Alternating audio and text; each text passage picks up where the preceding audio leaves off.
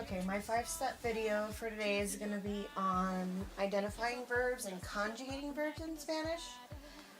It does require steps when you're learning how to say particular verbs and use them in a sentence in Spanish. So our very first step is identifying the verb, and usually in Spanish there's 3 kinds. There's the verbs that end in AR or an ER or an IR, and what I did is I provided an example of each.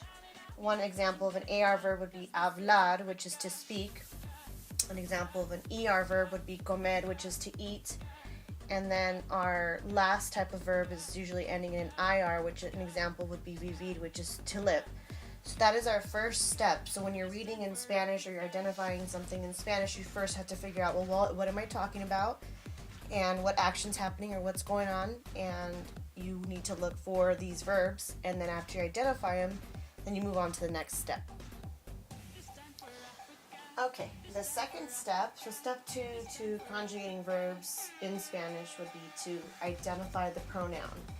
Now, these are a list of examples, or these are the pronouns that we use in Spanish, and I've kind of color-coded everything, but everything in the pink is the actual pronoun in Spanish, and the purple is the translation in English, and then the orange just kind of tells you whether we're talking about something in the singular form or the plural form. So, yo in Spanish is I. So if we're saying something in Spanish like, I want an ice cream, then you'd have to say yo, and then use the verb, adequate verb, and then say the adjective, which would be ice cream. So yo is I, tú is you, él, ella, usted means him, her, or you. So él is male, ella is female, and usted can be used for both, male or female. And then if we're talking about more than one person, we go to the plural side, which is nosotros, which is we. Vosotros is also we, but this is more Castilian, and you'll see this a lot in South America or in Spain. So they don't usually use nosotros, they use vosotros, and when they're speaking of a pronoun. And then ellos, ellas, ustedes, which all means them, but they're plural. And again, this is male, female, and then you, kind of like saying, hey, you guys over there, there's no specification of gender. So that's the second step. So first you have to identify the verb and then identify the pronoun for your second step.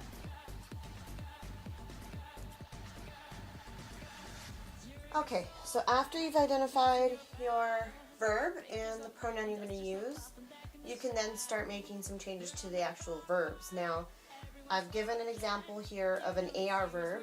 So it was the first one I gave you on the first step. It's hablar, which is to speak.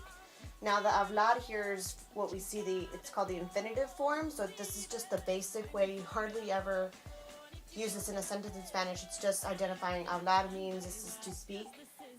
So on the third step, you're going to identify the infinitive and then the ending. But to make it correct in Spanish, you have to change the ending of that infinitive word to make it so it's understandable. So what I did is I again wrote down all the pronouns. So we have yo, tú, él, ella, usted, nosotros, vosotros, ellos, ellas, ustedes. Now, everything that you see in the black is the stem word. We can kind of see that this has not changed in every single circumstance. It's the HABL, in every single one. It has not changed. Now what changes is the ending that's in the square. That's what we call, that's your stem's being changed there. So, I'm sorry, your stem is staying and your ending is being changed. So, in the case of yo, your ending, so what you do is you drop the AR. So you can kind of pretend you're Xing that out. And then this O goes in place and it goes here. So if you're talking about I speak Spanish, then you'd say yo hablo and then español. And that would be a coherent Spanish sentence. Saying yo meaning I speak Spanish. Now you have tú, which is you, again from step 2. Tú hablas. So again, the ending is AS. Then we have él, ella, usted, habla. So you're only adding an A here. Now when you're talking about more than one person, again you have nosotros. So nosotros hablamos. So you have the AMOS. And then vosotros, the Castilian way of saying nosotros, habláis. And then ellos, ellas, ustedes hablan. So AN. So your third step is to then keep the infinitive, then you're going to drop the ending, and then add the, drop the ending AR, and then add the adequate, either the O, the AS, the A, the amos, IS, or an. Now this is something that you have to just kind of memorize in Spanish. It's repeated in every single AR verb. So if you see another word like hablar, an AR verb, like cantar, which is to sing, the endings would be the same exact way. So it's not like you have to memorize the endings for a bunch of different verbs. It's just according to the ending.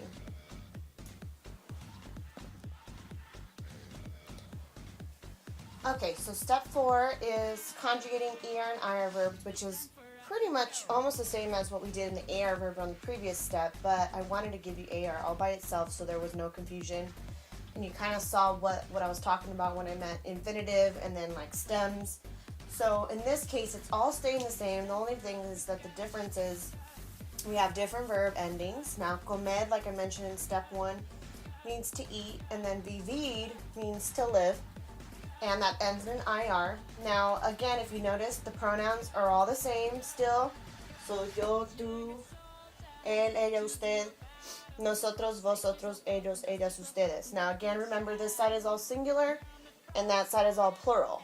Now, what we're doing here is we're looking at the stem. So, for comer, we're keeping COM for com. And then to adequately change it in the yo form, you add the O. And it's the same exact thing for vivir, which is vive, and then you add the O. So if I was going to say I live in America, I would say yo vivo. So the whole word would be vivo.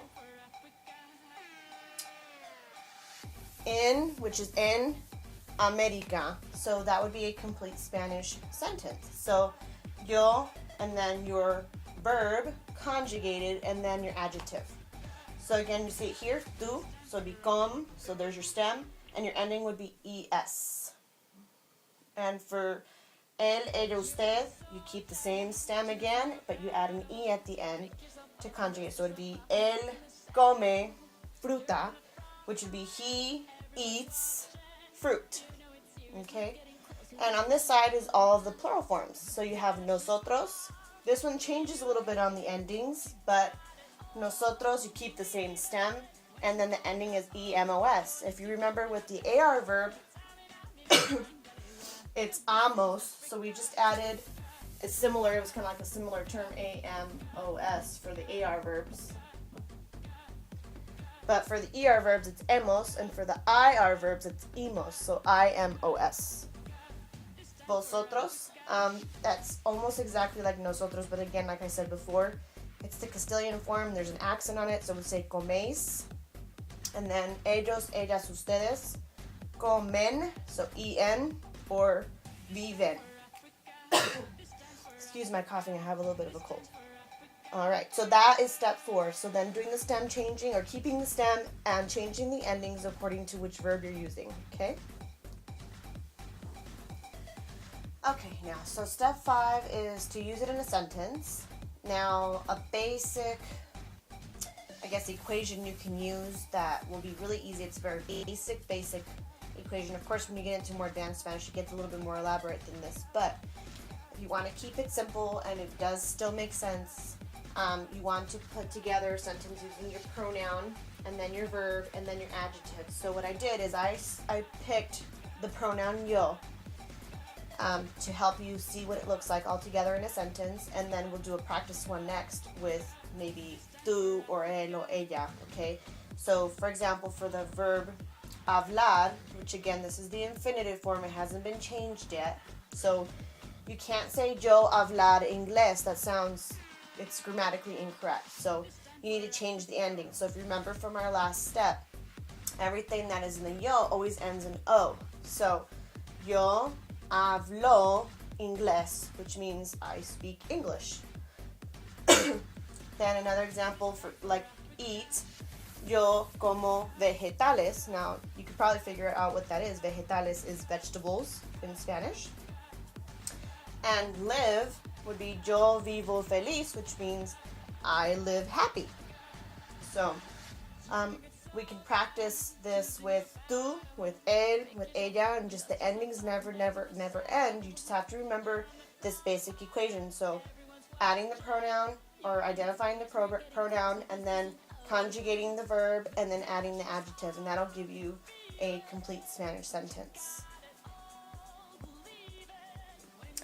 Alright, so your last step would be to actually practice, and I recommend lots of practice so that you memorize the endings, so you're not having to use any kind of cheat sheets or try to remind. There's little songs and things that you can try to use to remember the endings, but I drew a little cheat sheet, so like yo always ends in o, tú, ellas, él, ella, usted, e. So I can use this just at a glance, but your ultimate goal would be just to memorize the endings so that when you start speaking, you can just put the endings on those verbs without having to look at a cheat sheet. So this is just like a little practice that I would use. This is an AR practice, so we can do one of these for each of the types of verbs, but we're going to just do an AR practice today. So we have yo as the pronoun. So again, that was your pronoun. Then you have your verb, which is hablar. Mucho means a lot.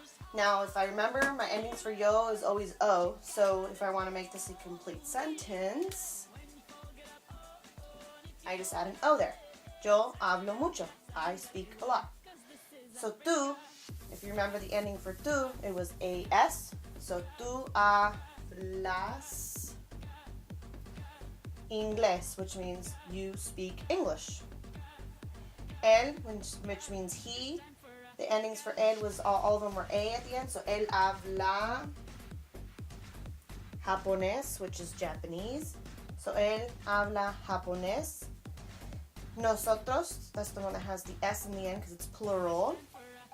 Nosotros habla. So amos